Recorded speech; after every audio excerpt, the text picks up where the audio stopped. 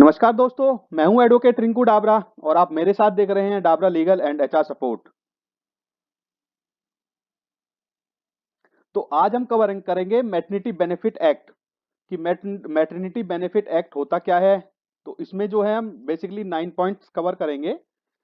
सबसे पहला पॉइंट हमारा कि history of the maternity benefit, objective of the maternity benefit act, what is the maternity benefit act 1961, इसका 2017 में अमेंडमेंट क्या हुआ था, इसकी एप्लीकेबिलिटी क्या है कि एम्प्लॉयर पे कब एप्लीकेबल होगा और एम्प्लॉय कब एप्लीकेबल होगा इसका बेनिफिट उठाने के लिए, और इसके बेनिफिट्स क्या है एक्ट के, लायबिलिटी क्या है एम्प्लॉयर पर, कॉम्प्लाइंसेस क्या है मैटरनिटी एक्ट के अंदर, और पनिशमेंट क्या है अगर कोई एम्प्लॉयर फुलफिल नहीं करता है इस एक्ट को। तो दोस्तों स्टार्ट करते हैं मैटरनिटी एक्ट को। तो स्टार्ट करने से पहले हम आपसे रिक्वेस्ट करेंगे कि अगर आपने हमारा चैनल सब्सक्राइब नहीं किया है तो आप हमारे चैनल को सब्सक्राइब कर लीजिए ताकि आपको लेटेस्ट वीडियोज नोटिफिकेशन के थ्रू मिलती रहे, और इस वीडियो को पूरा देखें ताकि आपको पूरी जानकारी मिल सके। तो जो एक्ट की हिस्ट्री है वो होती है 1924 से स्टार्ट होती है। एनएम जोशी जो है वो फर्स्ट पर्सन थे जिन्होंने मैटरनिटी एक्ट को लाने के लिए अपना इंटरेस्ट दिखाया था, जो 1924 में लेके आए थे। तो जो है जिन्होंने इंटरेस्ट दिखाया था 1924 में, तो फर्स्ट टाइम जो है मैटरनिटी बेनिफिट एक्ट इंट्रोड्यूस हुआ था बॉम्बे में 2029 में, और मध्य प्रदेश दूसरा स्टेट बना था इसको फॉलो करने के लिए। उन्होंने 1930 में फॉलो किया था मैटरनिटी बेनिफिट एक्ट को। और 1941 में जो है जो सेंट्रल गवर्नमेंट है इंडिया की, उन्होंने इम्प्लीमेंट किया था माइन इंडस्ट्रीज के लिए, जो माइंस की जो इंडस्ट्रीज है उसमें सेंट्रल गवर्नमेंट ने फर्स्ट टाइम इसको इम्प्लीमेंट किया था 1941 में। और 1960 एक्ट में ये मैटरनिटी एक्ट आया था जो कि होल ओवर इंडिया में पूरी इंडिया में एप्लीकेबल हो गया था, लेकिन जम्मू एंड कश्मीर में ये 1971 में आके एप्लीकेबल हुआ था। तो ये जो है हिस्ट्री है मैटरनिटी एक्ट की। ये 1924 में स्टार्ट हुआ कि एनएम जोशी ने अपना इंटरेस्ट दिखाया इस एक्ट को लाने के लिए। बॉम्बे पहला स्टेट बना 2029 में इस एक्ट को इंट्रोड्यूस करने के लिए। उसके बाद मध्य प्रदेश ने 1930 में ही कर दिया। माइंस इंडस्ट्रीज में 1940 में आया। पूरे इंडिया में जो है 1961 में ये एक्ट बना, और क्या है 1970 में ये जम्मू एंड कश्मीर में भी एप्लीकेबल हो गया। तो बेसिकली इसका ऑब्जेक्ट क्या था एक्ट का। कोई भी चीज होती है उसके पीछे कोई ऑब्जेक्ट होता है, तो इसके पीछे ऑब्जेक्ट क्या था इस एक्ट को लाने का। तो पहला जो इसका एम था वो था regulate employment of the women in the certain period before and after the child birth, यानी कि जो हमारी फीमेल वर्कर है उनको एम्प्लॉयमेंट देने के लिए after and before the child birth, ताकि उनको एम्प्लॉयमेंट मिल सके। ये पहला ऑब्जेक्टिव था। दूसरा था कि मैटरनिटी बेनिफिट्स जो है include the maternity leaves, wage bonus और नर्सरी ब्रेक्स वगैरह मिल सके। नर्सिंग ब्रेक्स जो होते हैं जैसे बच्चे को फीड कराने के लिए जो ब्रेक्स होते हैं वो मिल सके। तीसरा था कि जब एक फीमेल वर्कर वर्किंग नहीं है तो उसको और उसके बच्चे को मेंटेनेंस मिल सके। तो ये तीन मेन ऑब्जेक्टिव थे इस एक्ट को लाने के लिए। अब बताए एप्लीकेबल किस पे है। तो ये एप्लीकेबल है माइंस पे एप्लीकेबल है, सभी प्रकार की फैक्ट्री पे एप्लीकेबल है, कोई सरकारी इंडस्ट्री है उस पे एप्लीकेबल है, प्लांटेशन की है उस पे एप्लीकेबल है, कोई गवर्नमेंट ऑर्गेनाइजेशन है उस पे एप्लीकेबल है, और कोई सच इस्टेब्लिशमेंट है engage in the exhibition, equestrian और एरोबेटिक्स और अदर परफॉर्मेंस, यानी कि कोई घुड़सवारी का हो या एरोबिक इस टाइप की कोई भी ऑर्गेनाइजेशन है तो वहाँ पे एप्लीकेबल है irrespective to the number of employees. यानी कि ये कोई लिमिट नहीं है कि यहाँ पे 10 एम्प्लॉय होने चाहिए, 20 होने चाहिए तभी एप्लीकेबल होगा। और ये शॉप एंड इस्टेब्लिशमेंट में भी एप्लीकेबल है, बट यहाँ पे जो है एक लिमिट है कि जहाँ पे 10 या 10 से ज्यादा एम्प्लॉयज होंगे वहीं पे एप्लीकेबल होगा। तो यानी कि माइंस में, फैक्ट्री में, सर्कस में, प्लांटेशन, गवर्नमेंट ऑर्गेनाइजेशन और जो सच ऑर्गेनाइजेशन है जैसे कि एग्जीबिशन की होगी, इक्वेटेरियंस की होगी, एरोबेटिक्स की होगी, वहाँ पे ये कोई लिमिट नहीं है कि 10 एम्प्लॉय होने चाहिए तभी एप्लीकेबल है। ये केवल 10 एम्प्लॉय वाला जो क्राइटेरिया है शॉप एंड इस्टेब्लिशमेंट में एप्लीकेबल है, कि जहाँ जो शॉप एंड इस्टेब्लिशमेंट के अंदर आती है वहाँ पे 10 या 10 से ज्यादा एम्प्लॉयड होने चाहिए लास्ट 12 मंथ में, तो वहाँ पे एप्लीकेबल हो जाएगा। अब इसमें एक नोट दिया हुआ है कि जो स्टेट गवर्नमेंट है वो सेंटर के अप्रूवल के बाद इसको कहीं पे भी it may extend to other establishment as well, यानी कि जो स्टेट गवर्नमेंट है अदर एस्टेब्लिशमेंट पे भी एप्लीकेबल कर सकती है, बट उसको जो है सेंट्रल गवर्नमेंट से अप्रूवल लेना होगा और 2 मंथ का नोटिस देना होगा। तो उसके बाद ये अदर जो जो एस्टेब्लिशमेंट बची हुई है उन पे भी एप्लीकेबल हो जाएगा। अब कंडीशन आती है कि एम्प्लॉय कब कवर होगा, यानी कि सपोज करो कि एक फीमेल वर्कर है, उसने आज जैसे कि जून है, यानी कि आज 5 जून है, अगर किसी ने क्या नाम है 6 जून को ज्वाइन करती है, तो क्या वो 10 जून से एप्लीकेबल हो जाएगी बेनिफिट लेने के लिए? तो नहीं, उसकी एप्लीकेबिलिटी है कि अगर कोई दो कंडीशन है, एक है ईएसआईसी में जो आती है फीमेल वर्कर, और एक है कि जो ईएसआईसी में नहीं आती। तो पहले डिस्कस करते हैं ईएसआईसी में कौन आती है, यानी कि जिसकी ग्रॉस सैलरी 21,000 से कम है वो ईएसआईसी में कवर होंगी, और जिसकी 21,000 से सैलरी ज्यादा है वो आउट ऑफ ईएसआईसी होंगी। तो इसकी एप्लीकेबिलिटी है कि वो फीमेल वर्कर जो ईएसआईसी में नहीं आती है, उन्होंने जब उसकी date expected date of delivery है उससे पहले एटलीस्ट 80 दिन उस ऑर्गेनाइजेशन में काम किया हो, तभी वो जो है मैटरनिटी बेनिफिट लेने के लिए एप्लीकेबल है। फिर से रिपीट कर रहे हैं कि जो ईएसआईसी में नहीं आती है फीमेल वर्कर, उन्होंने कम से कम 80 दिन काम किया हो, जो उनकी एक्सपेक्टेड डेट ऑफ डिलीवरी है उससे पहले 80 दिन काम किया हो पीछे के 12 महीनों में। तो यानी कि 12 मंथ के पीरियड में कम से कम 80 दिन काम किया हो on the date of expected date of delivery, तो वो जो है ये क्या नाम है मैटरनिटी बेनिफिट लेने के लिए एलिजिबल हो जाएगी एम्प्लॉयर से। दूसरी कंडीशन है जो फीमेल वर्कर ईएसआईसी के अंदर आती है, तो उनके लिए कंडीशन है कि उन्होंने कम से कम 70 दिन का कंट्रीब्यूशन उनका सबमिट हुआ हो, जो लास्ट के 2 कंट्रीब्यूशन पीरियड थे तो उसमें 70 दिन का उनका कंट्रीब्यूशन सबमिट हुआ हो, यानी कि उन्होंने 70 दिन का काम किया हो, तो वो मैटरनिटी बेनिफिट लेने के लिए एलिजिबल हो जाएंगी। बट इनको जो फीमेल वर्कर ईएसआईसी में उनको जो बेनिफिट मिलेगा वो ईएसआईसी से मिलेगा, यानी कि उनको जो पैसे मिलेंगे वेजेस वगैरह के वो ईएसआईसी से मिलेंगे। बट हाँ, ये है कि कंपनी जो है इनको टर्मिनेट नहीं कर सकती, चाहे वो ईएसआईसी में हो या नॉन ईएसआईसी में हो। ये होगी applicability of maternity act, employer कब पे कब एप्लीकेबल होगी और एम्प्लॉय कब एलिजिबल होगा बेनिफिट लेने के लिए। अब जब हम एक्ट पढ़ेंगे पढ़ेंगे तो इसमें कुछ टर्म्स आएंगी, तो उन टर्म्स को जान लेते हैं।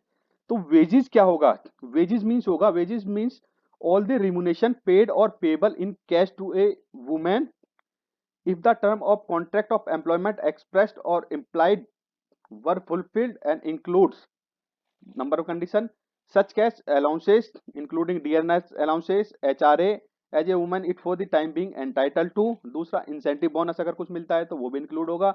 The money value of the concessional supply of the food gain and the other article, यानी कि किसी और चीज के तौर पे अगर कुछ और पैसा मनी मिलती है तो वो भी उसे मिलेगी, वो वेजेज के अंदर आएगी।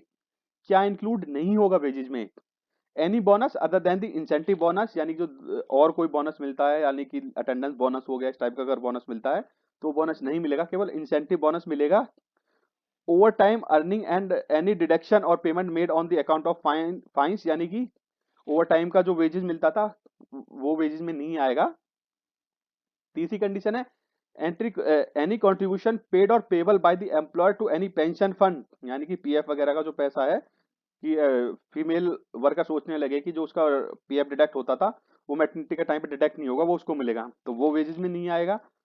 फोर्थ कंडीशन है any gratuity payable on the termination of service, यानी कि अगर कोई जो ग्रेजुटी की कंडीशन है वो केवल as per as gratuity act ही मिलेगी, वो ये नहीं है कि वेजेस में इंक्लूडेड नहीं है। अब दूसरी कंडीशन है कि ये केवल जो है वुमेन पे ही एप्लीकेबल, तो वुमेन कौन होगी? Women means a employed whether directly और थ्रू एनी एजेंसी, यानी कोई कॉन्ट्रैक्ट में हो या कैसे भी हो, for a wages in an any establishment, यानी कि कोई जो एम्प्लॉय है चाहे तो वो डायरेक्टली एम्प्लॉयड है या किसी एजेंसी के थ्रू है, बट वो फीमेल है और उस स्टेब्लिशमेंट से एंगेज है, तो वो वुमेन जो है वुमेन होगी। मिसकरेज मीन्स होता है, miscarriage means expulsion of content of a pregnant uterus at any period prior to or during the 26th week of pregnancy but does not include any miscarriage the causing of which in the punishable under the Indian Penal Code, यानी कि कोई miscarriage होता है कम during the 26th week of pregnancy, यानी कि 26 week के की प्रेगनेंसी होनी चाहिए, अगर उसके बाद अगर मिसकरेज होता है तो उसको मिसकरेज करेंगे। बट अगर कोई अबॉर्शन वगैरह कराता है जो कि पनिशेबल है अंडर दी आईपीसी का सेक्शन 45 ऑफ 1860 के तहत, तो उसको जो है मिसकरेज में नहीं कंसिडर किया जाएगा। अब आता है कि एम्प्लॉयमेंट के दौरान वो जो फीमेल वर्कर है वो क्या नहीं करेगी। तो जो है कोई भी एम्प्लॉयर नोइंगली, उसे मतलब पता है कि उसके जो फीमेल है वो प्रेग्नेंट है during the 6 week immediately following the date of her delivery और miscarriage, no woman shall work in any establishment during the 6 week immediately after the day of her delivery, यानी कि 6 वीक के तुरंत बाद कोई भी फीमेल जो है काम नहीं करेगी और ना ही कोई एम्प्लॉयर ये जानते हुए उसे एम्प्लॉयड करेगा। थर्ड पॉइंट है no pregnant woman shall on request being made by her in the behalf और be required to her employer to do the during the period specific in sub section 4 any work which is of a advice nature और which involves long, यानी कि जिसमें बहुत ज्यादा देर तक उसे खड़ा होना पड़ रहा हो तो उस काम में भी उसको एंगेज नहीं करना है।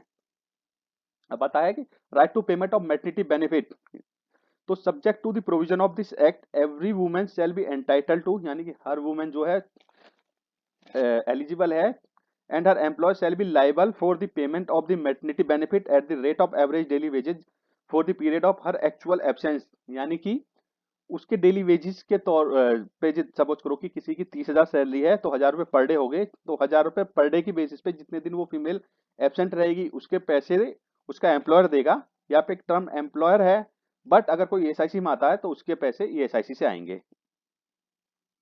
मैटरनिटी के बेनिफिट्स क्या क्या है? मैटरनिटी के बेनिफिट है कि a woman shall only be entitle to 26 week, यानी कि एक जो फीमेल वर्कर है उसको 26 वीक का मैटरनिटी लीव्स मिलेंगी पहले 2 बच्चों के लिए। ये 2017 में अमेंड हुआ था, उससे पहले केवल 12 वीक की ही छुट्टियां मिलती थी।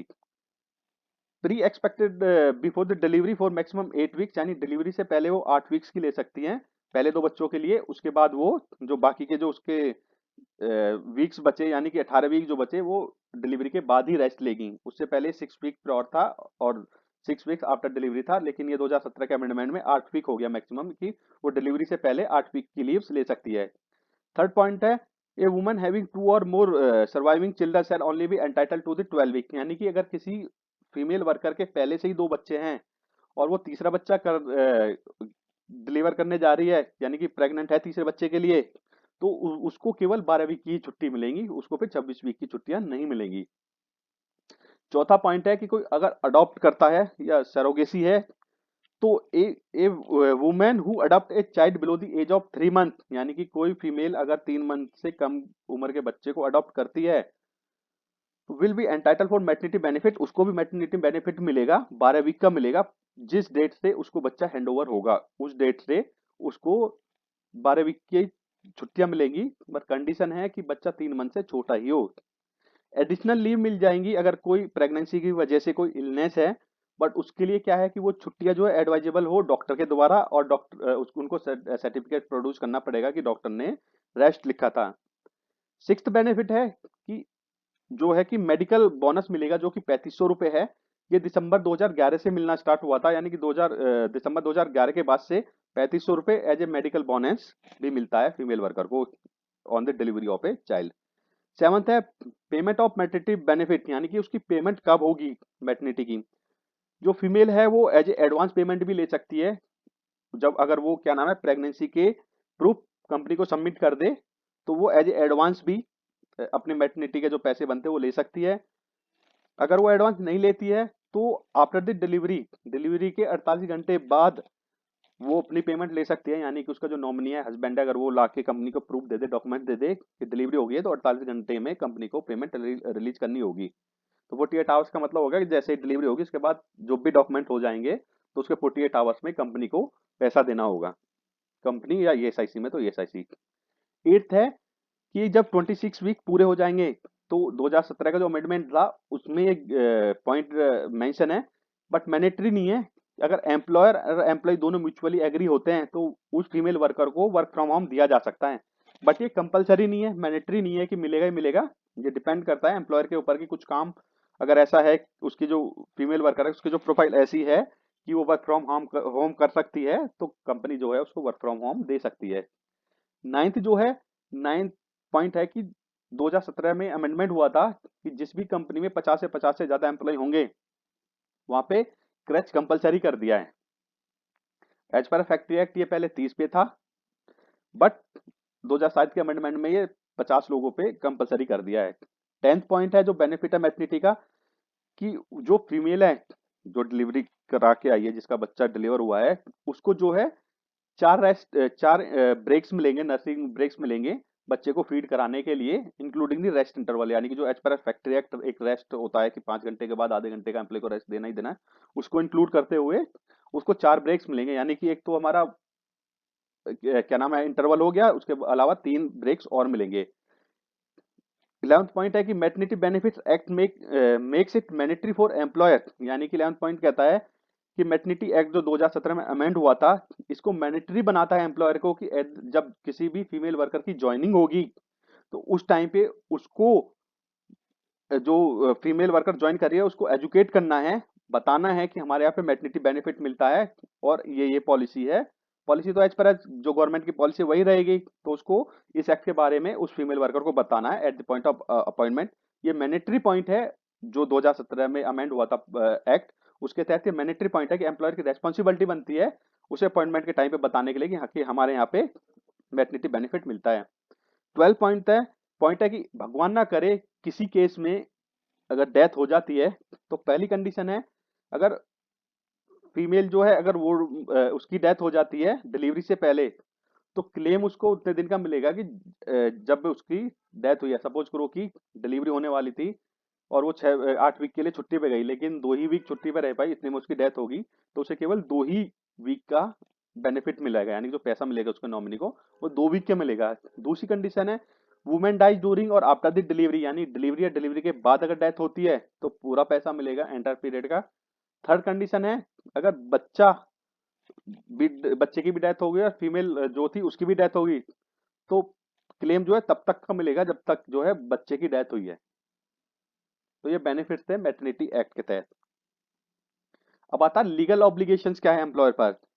अगर if a woman deprived of a maternity benefit और मेडिकल बोनस, यानी कि अगर उसको मैटरनिटी बेनिफिट नहीं मिलता है, मेडिकल बोनस नहीं मिलता है, या कंपनी उसे डिस्चार्ज कर देती है, डिसमिस कर देती है due to the reason of pregnancy, क्यों बहुत सी कंपनी होती है कि वो सोचे यार इसको छुट्टियां देनी पड़ेंगी 26 वीक की, पैसा भी देना पड़ेगा। अगर इस कंडीशन पे अगर कंपनी उसे क्या नाम है वो कर देती है, डिसमिस कर देती है, तो वो जो है 60 दिन में अपील कर सकती है जो ऑथराइज अथॉरिटी है उसको। सेकंड पॉइंट है पेनल्टी का, फेलियर टू पे the amount of maternity benefit और रॉन्गफुली डिस्चार्ज, यानी और इसकी पेनल्टी है कि अगर किसी ने क्या नाम है रॉन्गफुली डिस्चार्ज कर दिया है, तो 3 महीने की जेल से लेके 1 साल तक की जेल हो सकती है। फाइन हो सकता है एम्प्लॉयर को 2,000 से लेके 5,000 तक का, या दोनों कंडीशन हो सकती है, यानी कि जेल भी हो सकती है और पनिशमेंट भी मिल सकता है। तो धन्यवाद दोस्तों, हमारे चैनल पर यह वीडियो देखने के लिए। अगर आपको अच्छी लगी हो तो इस वीडियो को अपने दोस्तों को भी सब्सक्राइब कर दीजिए, सब्सक्राइब करने के लिए बोल दीजिए और वीडियो को शेयर कर दीजिए। धन्यवाद।